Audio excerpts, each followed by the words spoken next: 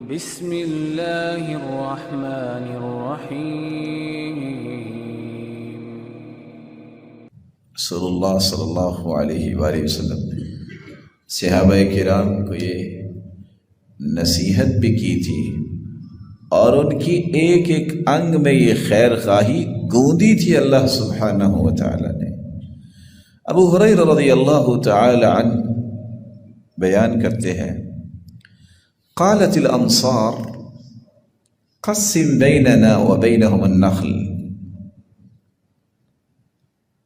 انصار صحابہ جنہوں نے مہاجرین کو کس قدر سینے سے لگایا اور انہوں نے کس قدر مثال قائم کی کہ آج دنیا اس طرح کی مثال پیش ہی نہیں کر سکتی۔ صحیح بخاری کی روایت ہے 3781، یہ روایت تو بندہ پڑھ کے سوچتا ہے کہ روئے زمین پہ ایسے لوگ بھی تھے، وہ واقعتاً نمونہ تھے۔ اور یہ روایت بتاتی ہے کہ عبد الرحمن ابن عوف رضی اللہ تعالی عنہ جب تشریف لائے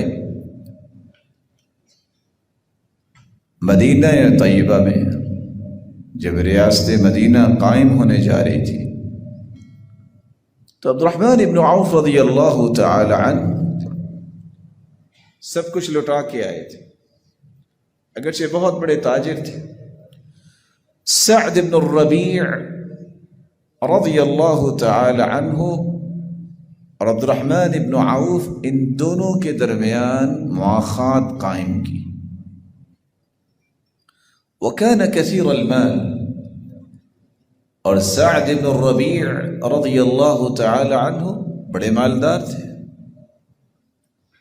تو سعد خود کہتے ہیں، قد علمت الانصار انی من اکثرها مالا، مدینے میں بسنے والے انصار کو علم ہے کہ سب سے زیادہ مالدار میں ہوں۔ لیکن سعد کیا فرمایا؟ سأقسم مالی بینی و بینک شطرین۔ عبد الرحمن بن عوف، اللہ کے رسول نے آپ کو میرا بھائی بنا دیا ہے، مواخات قائم کر دی ہے، تو آج کے بعد آدھا مال میرا اور بقیہ آدھا تیرا۔ اور ساتھ کیا فرمایا؟ ولی امرأتان، میری دو بیویاں ہیں، فانظر عجبها الیک،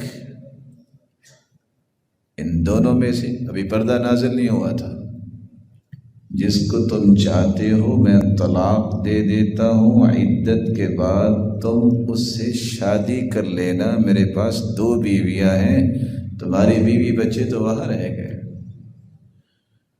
حتی اذا حلت تزوجتها، دیانتداری سے بتائیے، کوئی شخص آج روئے زمین پہ اپنے مال کے 2 حصے کر کے اپنے سگے بھائی کو بھی دے سکتا ہے؟ کوئی سوچ سکتا ہے ایسا؟ یہ ان صحابہ نے کر کے دکھایا۔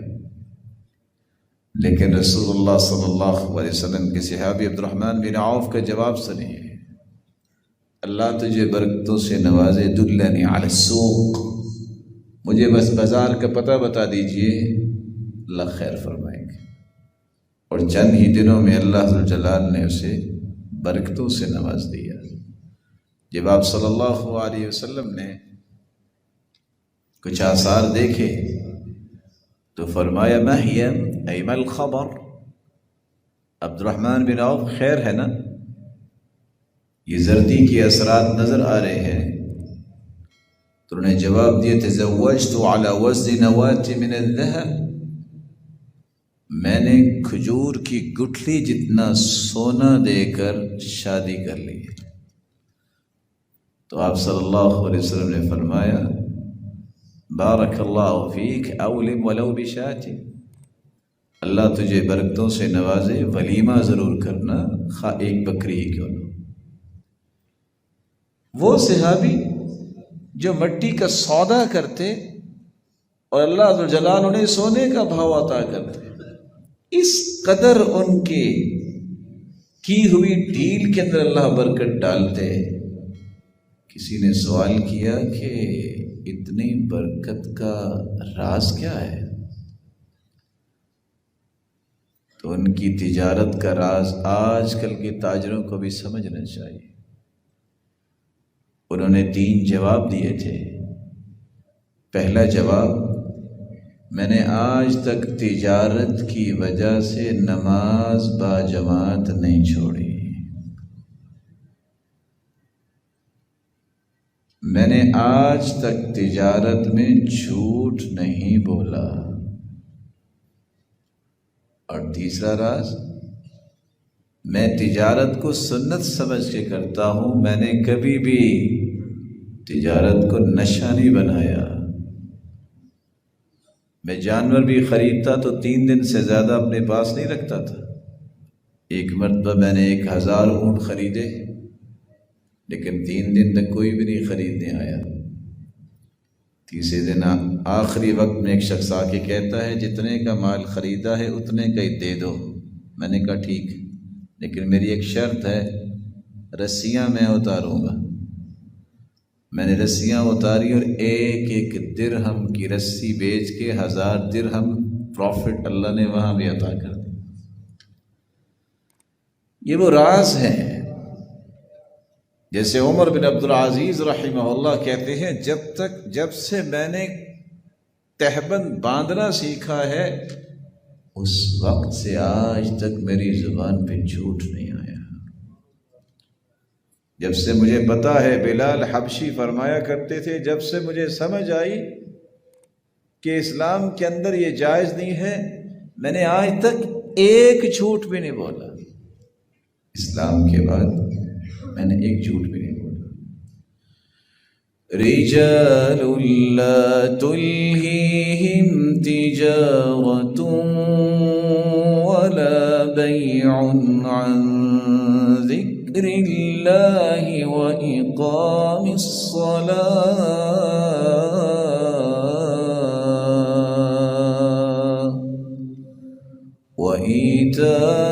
وإیتاء الزکاة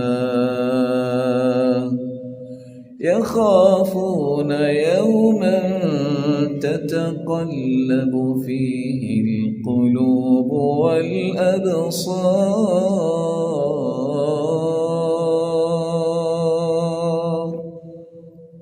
رجال، مرد ان کو کہتے ہیں۔